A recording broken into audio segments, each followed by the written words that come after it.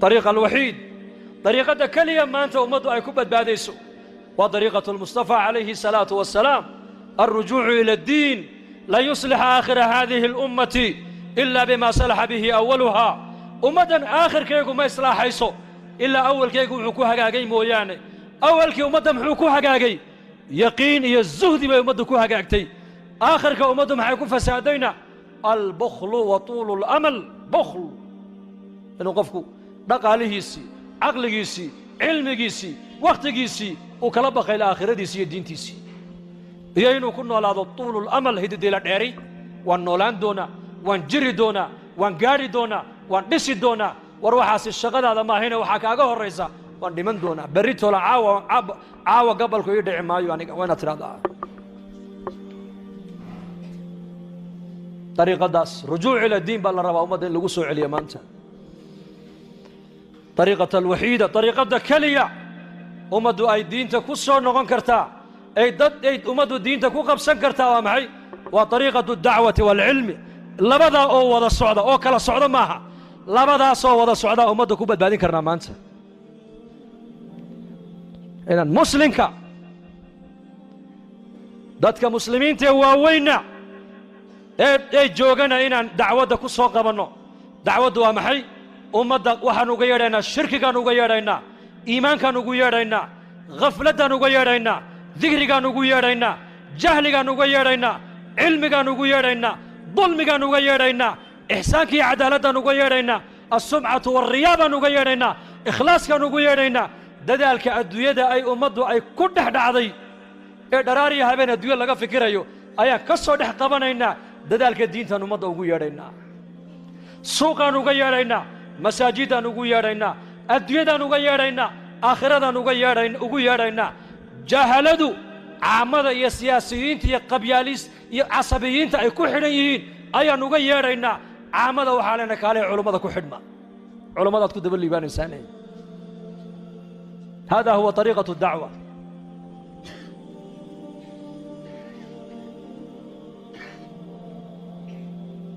إن الدين تفضل دعوة دا أصبابها إن الدين تباقي نقطة علمك أصبابها haddaan doonayno zamankan maanta aan joogno in dadka muslimiintuna masaajidda u soo noqdaan gaaladana inta ilaahay hidaayadda ugu talagalay ay soo hanuunto islaamnimaduna ay quwad yeelato haddaan doonayno waa inaan dacwadda ka shaqaynaa waa inaan ilaahay dartii maalkeenna nafteenna wakhtigeenna aan ku bixinaa dacwaddu waa maxay haddaan soo marnay dacwadda hadda maaha dacwatani dan waa wacdi weyn waa wacdi waa tadriis waa tacliim waa tadkiir دعوة وحويان ومقاحيه إيمك الجولة سو سمينين مقاحيد باي مقاحيه مقعوقي شاه معان لأن يردني وأنور بوحين بقار قود آخره إني آخره جرتبه كما ورحيان با دعوة تاصل دعوة وتاص مسكيت قادات كتاب كمرين سوا تعليم مسكيت قادات محاضرة كجدين سوا تعليم مسكيت كبيردة كجدين سوا تعليم دعوة ومحي والجولات إن لك في النهار صبحا طويلا ضبال دير باكو أحد النبي قال لقول مالنتي ضبال دير آيات مكي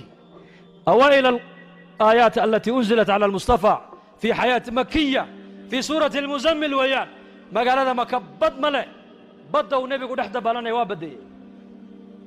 ومجتمع نيك اللقينا يا بري اللقينا يا نيك بد كده حجري ضبالنا يا اسكو صعد معها ninka bariga lugaynaya hadduu daalo cadceedu ay qabato geed har macaan buu eegan oo ku nasan cadceedu markay ka jabtana uu iska caraabi soo sidaa maaha waa sayr baa u socda kabad ku jiree dabaalanaya dabaasha mar kaliya uu joojin karaa waa markuu badda ka baxo hadduu isagoo badweynta ku jira uu dabaasha joojiyo maxaa dhacay inna laka fi nahaari sabxan صدح يلا باتسنا نبي قال لقوا يدي دال واحد نبي قال للسيو لا أمريد لقى عبر الضبال هسيحن هنسن همرجو هفرحن هقصلن صحابة ديسا كل جوجا ويردوا لعديني بس يردوا لعديني وقتي ونودنا جزاك الله خير وحلقة عبر النبي صلى الله عليه وسلم دال كيسي الضبال dabaashi goormuu ka baxay maalintii sankaraadku qabtay ee faaduma ay tidhi waa karba abataah waa karba abataah wuxuu yidhi laysa calaa abiiki karabun bacda alyowm yaa faaduma aabbaha maanta kurba iyo dhibaato ugu dambaysay buu yidhi khalaas baddii waan ka soo baxay weeyaan iminka khalaas ila arafiiqi alaclaa ilaa jannati alfirdows maanta ay ugu dambaysay buu yidhi dhibaato dambe khalaas khalaas haddaan doonayno dacwadda walaalayaal dadka inaan ku dadaalno weeyaan haddaan doonayno ajyaal dadka soo socda maanta culammadu waa farkuturis dhakhtarradii culammada mid ka badan injineeradii culammadana siyaasiyiintii culammadana soomaalidu horta ilaa ka yar baa siyaasiya iska daa wax kale maadaama culammadu ay mujtamaca ku yar tahay waxaad ogaataa hoos baan u soconnaa inta culammada rabbaaniyiinta ee ilaahay ku xidhan ee ummadda ilaahay xaggiisa u jeedinaysa ay nagu yar tahay ee shareecadda inoo haysa inta ay yar yihiin ee tiradoodu tiro badan yahay hoos baan u soconnaayo ogaada waan indiraasaynaa ummaddu waxay ku noqotaa ummadnimo waa hadday cilmigayga diinta haysata weeyaan labadaasaa markaa loo baahan yahay dacwad iyo tacliim in dacwaddana laga shaqeeyo oo ilaahay dartii loo baxo haddaan ilaahay dartii 40 u baxno iyo haddaad 2 bilood baxdo iyo haddaad 40 baxdo maxaad ka soo shaqaynaysaa ma taqaanaa naftaadaad islaaxinaysaa suudaan 2009kii magaalada la yidhahdo salaym waa xadka u dhexeeya masar iyo suudaan ayaan joogay jamaacan la socday nin caalima ilaa imika ninka caalimka waan xasuustaa magaciisa sheekh saabir cali baa la odhan jiray callaama khatiiba oo ilaahay uu siiyey quwata albalaaqa waalkalaam waalfasaaxa ayaan gurigiisa ku buuqday maskiidku wuxuu qaadaa taqriiban ilaa 10 kun oo qof markaasaa jamaacaddii maskiidkaan nagu tidhi yaa jamaacata jabuuti dhegaysta masaajidkan 2 saaca subax uu buuxsami doonaa balaas waa la kala waayi hadda imika sii diyaar garooba masaajidka alaabtiina meel dhigta balaasa sii qabsada sidee ninka khatiibka halkan waxaa looga yimaadaa 100 kilomitir baa khudbadiisa looga yimaadaa haynoo geeyahan ziyaarane daa'iman jamaacadada tartiibta waxaa ka mid ah ma nazaluu fii manzil hadday magaalo ama maskiid ku degaan laabudda waa inay sheekha caalimka ziyaartaan gurigiisii baan ugu tegnay markaas jamaaca kuu joogtaa la yidhoo soo gala buu naga yidhi waan gallay khudbad buu warqadar ku diyaarsanayay waa khatiib weliba warqadda uu ku qortaa maahayna waa yani yakhtub biduuni alwaraqa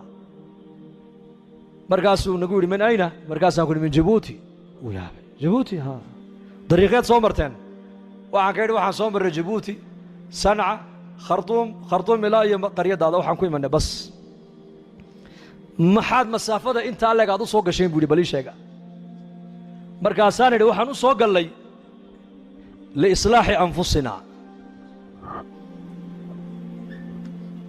waxaan u soo gallay sheekh waxaan u soconnaa baan ku idhi liislaaxi anfusina uma buu yidhi walitadkiiri ikhwaanina iyo dadka walaalaha iyo muslimiintan inaan soo baraarujinno oo soo ziyaaranno uma waliixyaa'i juhda nebi calayh isalaatu wasalaam dadaalkii nebi maxamed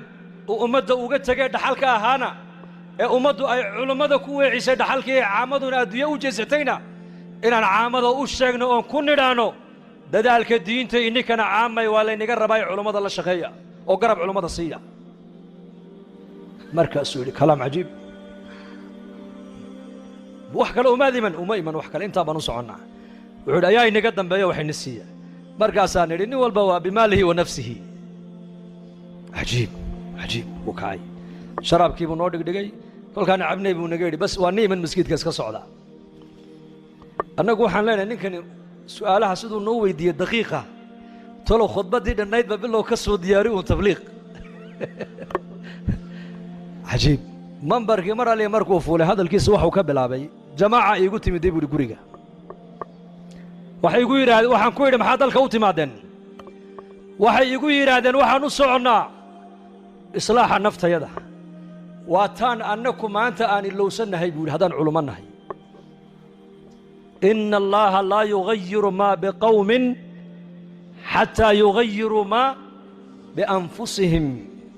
آيات انتو قبتيبو ساعد يبرد بكدق خطبة جمعة إصلاح النفس نفت أولا إصلاح يا وفرض عين على كل مسلم طبعا كن أوقفوا مسجدك ومصلين سلام تودا بالكبح وكاسه طبعا كن أوقفوا مصلين تيا صلاة دي مركز لقبح أو جماعة دي واكون سلام ومدي أولا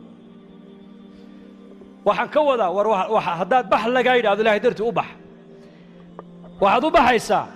islaaxa naftaada waxaad soo baranaysaa fadhiga miskiidka